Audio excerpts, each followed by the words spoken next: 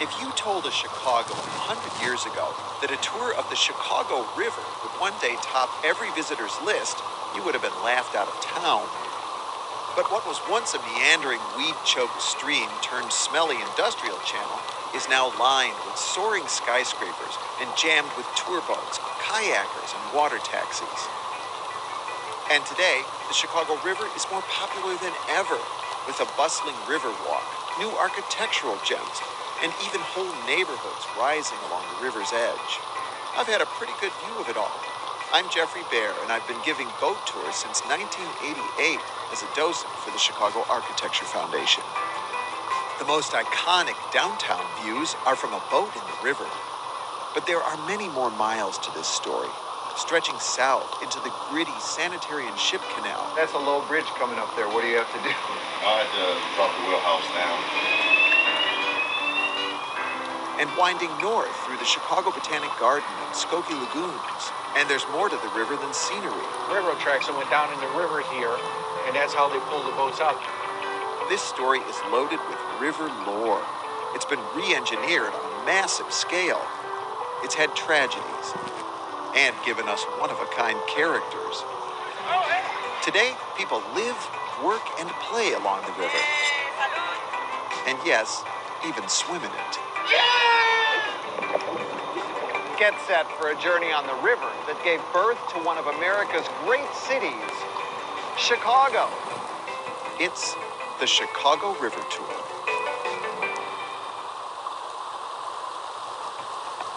Major funding for the Chicago River Tour is provided by BMO Harris Bank. Additional support is provided by Judy and John McCarter, the Susan and Stephen Baird Foundation, AARP Chicago, ITW, People's Gas, a proud funder of arts and culture in Chicago, and by the following. Our tour guide will be Antonio. Antonio will be up there for 75 minutes telling you a little bit about history, the river, and most importantly, its architecture. We'll be getting underway shortly. Thank you, Captain Ray, for that rousing safety speech. We are so safe now, folks. We've never been safer. Alrighty, again, my name's Antonio, and some of you that like to be very prompt might have noticed it's after 1 o'clock. Our tour's supposed to leave at 1. Well, we always hang tight for just a few minutes after our tour time in case some folks are having a hard time finding our dock. But we will be getting underway in just a couple quick minutes. But while I have you here, I want to provide a bit of a concierge service for you. So, I have a question. Who here has tried deep dish pizza since they've been in Chicago? Any deep dish triers? Okay? Alright, now I'm going to ask you a question. I want you to be honest with me. Okay? We tell the truth on this boat. Did you like it, Christina M? Thank you for being honest with me, she said. No. Great. Did anyone that tried it like it? Okay, you liked deep dish, yeah? Oh, okay, you had like the pot pie. It's like deep dish. Not exactly the same, but pretty good. But you liked it, yeah? Okay, so you see, it's polarizing. You're either going to love it or you're going to hate it, but either way you're going to have strong feelings. But you need to try it at least once. My favorite place to get deep dish pizza is at a place called Pequod's Pizza. It's up in a neighborhood called Lincoln Park. They make their pizzas in cast iron skillets, which gives them this incredible caramelized crust. You just can't beat it. Next question. Who here has tried a Chicago-style hot dog since they've been in town? Okay, a few of you. All right, what did you think of it? Love it! That's the answer I'm looking for. I love Chicago dogs. Best things. What's up, Zach? Chicago dogs are great, and if you don't know what that is, it is an all-beef frank served on a steamed poppy seed bun, topped with pickles, peppers, relish, tomatoes, onions, mustard, and celery salt on it. Some people call it a salad on a hot dog. It's messy, but it is delicious, and my favorite place to get one is actually right here on the Riverwalk. It's called The Northman Beer and Cider Garden, spelled like Northman. They have a lot of great drinks, but they also have an amazing Chicago-style hot dog, and they have a veggie dog substitute, so you can eat the Chicago dog if you don't eat meat. And then finally, folks, my favorite museum in town is the Field Museum of Natural History. It is located on Museum Campus, a little south of the downtown area, and they have the world's largest and most complete T-Rex skeleton on public display. So you can actually see a gigantic T-Rex skeleton, which is pretty incredible. They also have casts of a Titanosaur and a Spinosaurus. You guys saw the third Jurassic Park movie. That's that Spinosaurus. That's the dinosaur in that movie. So highly recommend the Field Museum. They have some incredible exhibits, so you gotta check them out. But it does look like our crew has closed up the front gate, which means we are about to head out on the river. Pizza place is called Pequod's Pizza. P-E-Q-U-O-D. Now, I like to start off my tours by getting a sense of where everyone has come from. Can I get a show of hands for anyone on the boat that is a Chicago local? Do we have any locals here with us today? Oh, wow, quite a few of you, actually. Where are you guys here from? Oh, okay, great. Great. You're on a field trip. Well, thanks for coming here. We here bringing folks to the tour. We really love it. What about folks from other states here in the U.S.? Okay, great. Where'd you guys come in from? Washington State? Okay, welcome, Washington. How about you guys? Wisconsin! Yes, thank you for sending us all your delicious cheese curds. We love them here in Chicago. I saw your hand over here. Where'd you come in from? Michigan. Welcome, Michigan. All right, how about our international? Oh, one more. Where'd you come in from? Florida. Welcome, Florida. Okay, how about our international friends who came here from another country outside the U.S.? Oh, that's it? Just 3 of you. Wow, I'm impressed. Where did you come in from? China. Welcome, China. How about you guys? Canada. That doesn't count. That's the 51st state. Come on. Everyone knows that. No, I'm kidding. We love you, Canada. You guys are such good sports. I always poke fun at Canadians, and then sometimes you guys apologize to me. No, but thank you so much. We love you guys. You're always good sports. All right, so I like to do that so you can see this boat has people on it from all over the world, which is one of my favorite parts of this job is getting to meet all of you. But we are underway now, so let's dive in. My name's Antonio. I'm your docent. That's a fancy Latin word for teacher, which in my case is very appropriate. When I'm not found giving tours on the river, you can find me teaching a few classes at DePaul University here in Chicago. But as your teacher on the river, I like to think of my job as just being your local storyteller, right? I love stories. I love hearing them. I love sharing them. And so today, we're going to let the course of the Chicago River take us on a page-turning exploration through the story of Chicago. And just like with any good story, there will be villains and heroes, unforgettable characters, dramatic tension, and scandal. Plus, in this case, a catastrophic fire and a wrongly accused cow. We will get into that later. Daring urban plans, cities within cities, visionary architects, and of course, the breathtaking beauty of their work, our city's architecture, what you came here to see today. So, remember, you got Jess in the back of the boat ready to get you a fresh drink at any time, so sit back, relax, and enjoy the story of Chicago. All right, folks, it's going to be a moment before we make our way onto the main branch of the river where the tour is really going to start cooking. So until then, why don't we start at the beginning? Who decided to put a city here? Who settled down in this area in 1779 and started it all? Well, the founder of Chicago, that's who settled here. Our founder was actually an Afro-Haitian immigrant explorer. He came from the country we now know as Haiti. His parents were French and Nigerian, and his full name was Jean-Baptiste Point du Sable. Now that's a mouthful, and this is the Midwest, so we just call him Du Sable. But Du Sable was the city's first non-indigenous permanent resident, which I think is a very important distinction, because before he came here, this area had long been home to many tribes of Native American people. Now, it was mostly home to the Council of Three Fires, the Potawatomi, Odawa, and the Ojibwe people. And we owe them a great deal, right? They were the caretakers of this land for thousands of years. They helped Du Sable navigate the landscape, and they gave us our name. That's right, because the name Chicago comes from a French translation, Chicago, of a Potawatomi word, Chicago, which roughly translates to mean, man, this river really stinks. That is true. A member of the Potawatomi tribe came on our tour a few years ago and gave us that translation.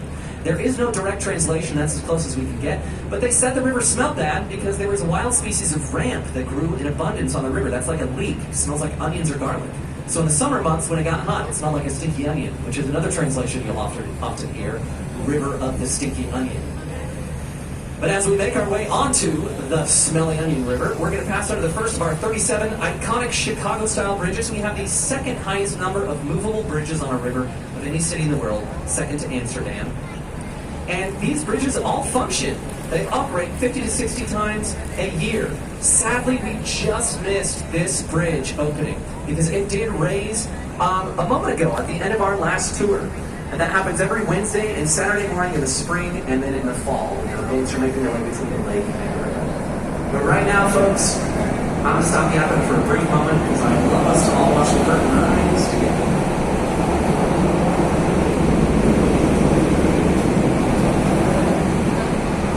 First, up close, personal view of the skyline. We got a lot to talk about. Let's dive in. We're going to start here to the left. This eye-catching skyscraper, blue, green, and wavy, kind of like 3 stairs up into the clouds. This is the St. Regis. It is a high-end residence and hotel. Finished in 2020, it is currently the 3rd tallest building in Chicago. Now I got some good news for you. Any of you looking to relocate to Chicago? Well, you can rent a 5-bedroom, 4-bathroom apartment in the St. Regis for only $35,000 a month. So, crack open your piggy banks. But I do love the St. Regis. I'll never live in there, but I get to look at it, and it is a pretty beautiful building. More importantly, I mentioned it's the 3rd tallest building in Chicago, but it is also currently the tallest building in the world, designed by a woman. Her name is Jeannie Gang, and she runs the local architecture firm Studio Gang. And let me tell you what, Studio Gang is totally crushing it right now. They're working on an $8.5 billion renovation of O'Hare International Airport. And that is about as big of a contract as you can get as an architecture firm. And they beat out all the biggest names in architecture to get it. So that shows you how well Jeannie and her team are doing these days. But they're also responsible for the next building I'm going to show you. So in a moment, if you look to the left, you'll see the silver and black striped Swiss Hotel, that angled building. Above and behind it, the top right corner of another building is going to come into view. There it is. It looks like it's covered in wavy white fins. So those fins are actually all balconies, and each of them is uniquely shaped. So that when you stand next to this building at the ground level and you look up at the side of it, the balconies look like rippling waves of water cascading down the side of it. And that gives the building its name, which is Aqua Tower. And in fact, Aqua Tower is currently the 2nd tallest building in the world designed by a woman, Jeannie Gang. So she's got number 1 and number 2 right here in Chicago. Set records left and right, and they're only a block apart from each other. Jeannie Gang, she's from the Chicagoland area, from one of the suburbs. We're going to talk about the St. Regis in more detail here in a little bit. Well, not a little bit, at the end of our tour, actually, we're going to make our way back to our dock. But right now, I want to go down low and talk about the Chicago River. So we are traveling west, away from Lake Michigan. The lake is behind us, we're traveling west, and that's also the same direction the water is flowing. It flows west, away from the lake. Now, if you remember your middle school science class, you might be confused because that is not what rivers do. They flow into the nearest body of water, right? Not away from it. That's what this river actually did, though, for thousands of years, until 1900. It flowed in the opposite direction, emptying into the lake. So how and why did it reverse? Well, pretty good reason. When Chicago began in the 1780s, all the way, really until the 1970s, we used this river as our sewer and our trash dump. All the city's sewage, all of its trash, and I really mean it when I say all of it, was going in this river. And that was bad for the river, worse for Lake Michigan, because that's where all that polluted water was going. But it was especially bad for the people who lived here, because the city was using Lake Michigan, yes, as their number 1 source of drinking water. Gross! We were drinking our sewage. So we had to fix that, right? So in 1892, the Army Corps of Engineers came to Chicago with a bold plan. You might be thinking, oh, that was so nice of them to come clean up the river. That's not what they did. They reversed the flow. So we sent our polluted water down to St. Louis, Missouri. They dug a 28-mile channel from the south branch of the river, connecting this river to a series of rivers that empty into the Mississippi River. And by digging that channel on a downward slope, they simply used gravity to permanently pull the water in the opposite direction, away from Lake Michigan, saving our drinking water, and making this the only river on planet Earth that flows backwards. And it's a good thing I did that, because we were starting to be known as one of the color capitals of the world, which is not a great tagline for your tourism campaign. So, thank you, Army Corps of Engineers. But now that we've established the history of this iconic river, let's get back to some buildings. Up ahead on the right, that light-colored stone building with a clock tower on the roof. This is a Chicago favorite, the iconic Wrigley Building. If you've ever heard of Wrigley's Juicy Fruit or Big Red Chewing Gums or Wrigley Field, where the Chicago Cubs baseball team plays, that's all the same Wrigley. William Wrigley was his name. We called him the chewing gum magnate, because of course that's how he made his millions. In fact, this building was built entirely out of chewing gum. Profits. Okay, the jokes aren't going to get much better, so Brace yourselves. The Wrigley was finished in 1924. It was modeled specifically after La Giralda Cathedral in Sevilla, Spain, so we call this style of architecture Spanish Revival style. We didn't quite have our own major all-American style of architecture until the late 1920s, Art Deco, which we'll see in a little bit. So before that time, we were copying Europe's hallmark. Influences from Spain, France, Italy, Greece, and many more European countries can be found in our earliest architecture. But now we're going to jump ahead. We're going to leave the 20s and the Wrigley building, and we're going to go to the 2000s as we take a look at Chicago's second tallest building. Coming to view right here in front of us now. I bet you can't guess what this one's called. Trump International Hotel and Tower from 2009, designed by Chicago's very own Skidmore, Owings & Merrill architecture firm. They are a world-famous architecture firm based here in Chicago. And this building really is a very good example of a style of architecture known as contextualism. And let me break down that style for you. You'll notice 3 patio setbacks at various heights along the building, 2 on the right and 1 on the left. This first one on the right is actually at the same height as the roof of the Wrigley building that we just talked about. That one on the left, same height as the roof of that domed building across the river, the Jewelers building. And that one all the way up there on the right, same height as the roof of the boxy black building coming into view on the other side. So contextualism is a form of site-specific design, where you design a building to be in relationship with the area that surrounds it. And the cool part is that can be literally anything nearby that inspires the architect. Other buildings, the river, the sky, trees, sculptures, anything. Now, lead architect on Trump Tower, very famous man named Adrian Smith, and he's often called the world's tallest architect. He is only 5'7". My students would call him a medium-sized king. But he did design many of the world's tallest buildings, which is how he got that nickname. So Adrian Smith, that name will pop up later on the tour, see if you can remember it. I did warn you, I'm a teacher. Going for comprehension and retention, folks. Adrian Smith. All right. Coming in here to the right, 2 of the most photographed structures in the entire city. We have the twin corncob towers of Marina City. Now, Marina City was built in the 1960s, designed by architect and visionary social scientist Bertrand Goldberg. Now, Goldberg wanted people to come live downtown, but the problem was there was no support for it. There were no restaurants, no entertainment, nothing in this area for residential living. Oh, goodness. Folks, listen, this is the party boat, okay? We're learning about architecture here. Eyes on the prize. So he wanted people to live downtown, but he didn't have any support for it, so he had to put all of it in his building. And he designed the country's first mixed-use residential skyscraper complex, a city within a city. So let's imagine for a moment it's the 1960s. You want to move into Marina City, but this is what you're going to get. First, you'll live upstairs where you have to furnish, a pie slice-shaped apartment, which is kind of tough. But then you're going to live above your valet-parked car, your parked yacht, because who doesn't have a yacht? A restaurant, movie theater, bowling alley, shops, office space, fitness center, laundry facility, and an ice skating rink. A city within a city. I've been doing this job long enough now. I can guarantee some of you are wondering yourselves if anyone's ever driven a car off of one of those balconies into the river. Well, this is America, of course we did. It was in the movie The Hunter. We did it on purpose. Steve McQueen drove a car off of one of those balconies into the river. It was an iconic action scene. You can look it up on YouTube. But Marina City was such a huge success. So many people moved in at such a high speed that Goldberg actually began to change our attitude towards the river. It was pretty gross at that point, right? I told you we reversed the flow, but we didn't stop polluting it. But over the years, we kept building alongside it, and more importantly, we finally did clean it up. And by 2016, we sealed the deal and we finished our incredible river walk here to the left. You can see how on a gorgeous Saturday like today, Chicagoans love to come down the river walk. Now, it's 1.3 miles long. It travels along the length of the main branch of the river. It did cost $112 million, but I think it was worth every penny. I'm a big fan of the architect of the Riverwalk. Her name is Carol Ross Barney, and she designed each section to have its own distinct purpose and personality. My favorite section of the Riverwalk is to the left, with these steep steps. She calls this the River Theater. And for a long time, I didn't know why it was called the River Theater. Until last summer, I took my dog up there. I sat there for a few hours and I realized, oh, the river is the show. Tour boats, party boats, kayaks, yachts, all kinds of action happening here on the river. And this year, we now have hot tub boats. So you can float down the river in a hot tub. People did it in January, because what else are you going to do in Chicago in the winter except float down the river in a hot tub?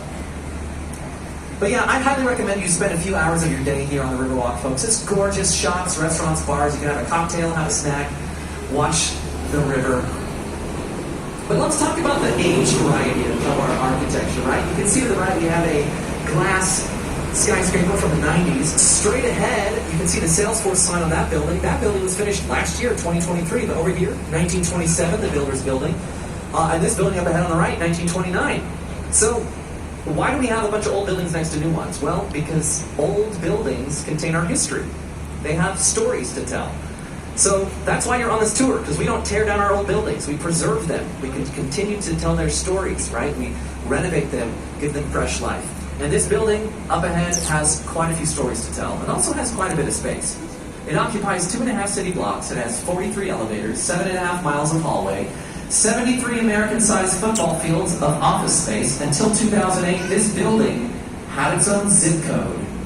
This is the massive merchandise mart from 1929. It's the first example of our first all-American style of architecture that I briefly mentioned, Art Deco. And let me point out the three most common features of this style, Art Deco. You can see them on this building beautifully. First, you have those deep inset windows which create vertical racing stripes. And then it's covered in precise machine-stamped repetitive patterns and polished limestone. That's your Art Deco style. Now, again, this was 1929. This style was tailor-made for that decade, the roaring 1920s. You know, it was a period of optimism, opulence, and luxury. Here in the U.S., everyone was like, in 1929, they were like, woo, we're rich, nothing bad will ever happen to us. Definitely not in October of this year. So that style was created to express all the optimism that people were feeling at that time. That's why it is so grand. And we're going to learn more about Art Deco and where it falls in our city's and our country's history in a little bit. It was relatively short-lived. We'll talk about that. We're going to see a lot of Art Deco on our tour today. But right now, eyes up, cameras up, because we are approaching the absolutely stunning Wolf Point. Wolf Point is where the three branches of the river come together. Looking really beautiful with this sunny day today. This was also the cradle of Chicago, where things first started in the 1780s. There was just a tavern, a trading post, and a hotel here at Wolf Point. In fact, the river was only 5 feet wide and 2 feet deep. Can you imagine what it must have looked like? Because now, it is a testament to some of the most modern architecture we have here in the city. Blue, tall, reflective glass skyscrapers, very sleek and futuristic looking. Some of them with very unique shapes, like this curved one to the left, which we'll talk about later. How about that one up ahead behind the Lake Street Bridge? It has that narrow, Y-shaped base. Looks like it's going to just fall over. We'll definitely talk about that in a little bit. And we even have skyscrapers that look like giant Hot Pockets, or sticks of deodorant, or McDonald's cherry pie boxes. You guys get the point, right? This new technology that we have allows us to manipulate materials in new and interesting ways. But enough about all this new stuff, because I'm going to take you all back to 1898, so I can show you the oldest building that we will see on our tour today. And I'm talking about this really thrilling pink brick box up ahead on the left. That's sarcasm. It's unremarkable, but it has a great story. This is the historic Fulton House, finished in 1898 as a cold storage freezer building for the meat packing industry. Now, because it was a freezer building, it originally had no windows or balconies, right? It was just a big insulated box. But this is where it gets interesting. In 1971, the meatpacking business that operated in Fulton House closed down. They sold the building and moved out. And when the builders got inside to renovate it for the new owners, it took them over 3 months to defrost the building. Because when they cut into the walls, they discovered they were 4 feet thick, and they were packed with cork and horsehair, which was an early version of insulation before styrofoam was invented. But you can rest easy. Buildings are vegan once again. They don't put horsehair in the walls. In the 70s, the windows and balconies were cut into the building, and it was converted into a residential structure. You can find condos and apartments in the Fulton House today. It's actually one of the more affordable places to rent downtown. I think you can rent a studio apartment in this building starting around $2,200 a month, which, if you know Chicago prices, especially for downtown, that's actually pretty affordable. But jumping to the right, we have another magnificent view of the old Carroll Avenue Railroad Bridge. Finished in 1908, decommissioned in 2001, it is now an official Chicago landmark, which means you cannot tear it down. But it shows you how these bridges operate. That chunk of concrete on the right is called the counterweight. That's how much weight you need to lift the steel structure into the air. And it's cool because most of the counterweights are hidden in the side of the river with the rest of the bridges, but this one is exposed, so you get to see how it operates. Oh, this must be a child's birthday. They have giraffe and tiger balloons. That's so cute. Happy birthday! Is it a birthday? Oh, happy birthday! Yes, that's a very good princess wave. Look at that. 10 points. But now I'm gonna show you my favorite